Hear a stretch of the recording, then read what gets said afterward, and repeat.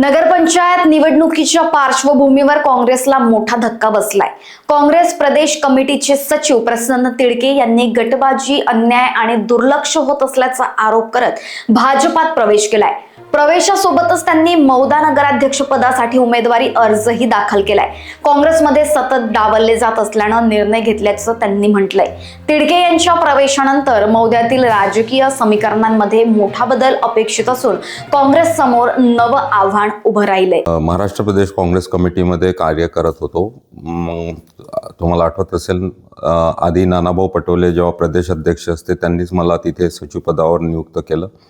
त्यानंतर मला आता हर्षवर्धन सपकाळ साहेब आहे, त्यांनी मला महाराष्ट्राचा महासचिव बनवलं आणि सातत्याने आम्ही संघटनेचं काम करत आलो पक्षाचं।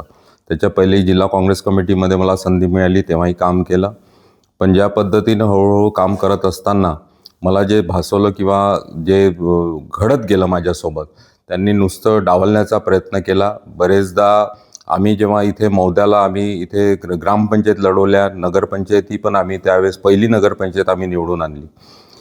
त्यानंतर मागच्या वेळेसपासून त्यांनी ज्या पद्धतीनं इथं मला बाजूला सावरून काही 2-4 लोक इथं बसून ह्या तालुक्याचं राजकारण करतात आणि तुमचे केदार साहेब त्यांचं ऐकून आणि इथला निर्णय देतात। मी त्यांना माझ्या तिकिटीची मागणी केली होती का बा मी मौद्याच्या नगरपंचायतला मी यावेळेस उभं राहते। इथली परिस्थिती पाहून त्यांना म्हटलं का आपण ही सीट काढू शकतो, कारण मला मागचा ग्रामपंचायतपासून नगरपंचायतचा अनुभव आहे। त्या पद्धतीनं मी त्यांना मागणी केली। त्यानंतर त्यांनी एकाही शब्दाने मला कुठल्याबद्दल कुठलं बोललं नाही, कुठं चाललं नाही आणि मी सातत्याने मागेही बोललो की बा इथं पक्ष वाढवायचा कार्यक्रम नाही, इथं गटाचा राजकारण जास्त होत आहे। कारण पाहिलं मी की प्रत्येक तालुक्यात किंवा ठिकठिकाणी या लोकांचे 2-4 लोकांचा असा गट चालतो। हा काँग्रेस पक्ष नाही चालवत, हे गट चालवतात आणि त्या पद्धतीने हे काम करतात।